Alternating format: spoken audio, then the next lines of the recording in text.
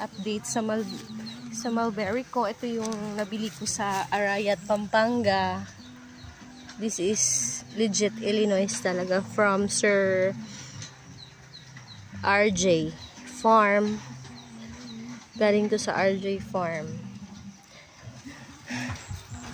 1 week pa lang ito. I think 1 week pa lang. This is my update po sa nabili kong mulberry sa kay Sir RJ Farm from Arayat, Pampanga po. Ito yung legit na Illinois na nabili ko. 1 month from the pot, from cuttings, and then sa pot.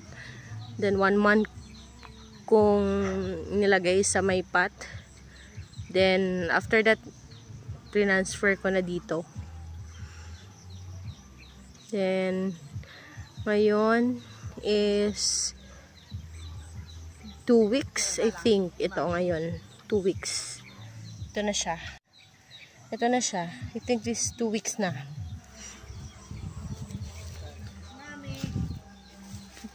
Ito rin yung isa.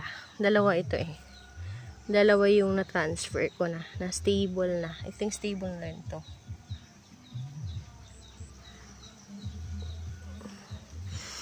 Illinois, mulberry ito.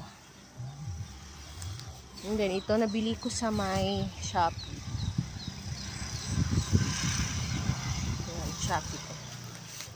More than 1 month na ito. Ito rin yung isa. Kasama na ito. Yung more than 1 month na. The other one, this one is 1 month na rin. Mulberry. Try ko tong i-prune after 2 months. Pwede na rin to. After 2 months, pwede ko nang i-prune. This one, ito rin yung nabili ko kay Sir RJ Farm ng Arayat, Pampanga. Yan. I think magto 2 weeks pa lang ito. 1 week pa lang ito ngayon. 1 month siyang from cutting, and then sa pot 1 month siya, then transfer ko dito. So 2 weeks, 1 week pa lang siya dito sa lupa. Ayan. Ito yung isa. Ito. Sana mabuhay ito. Illinois ito. Legit itong Illinois. Legit to. From RJ Farm. Yan.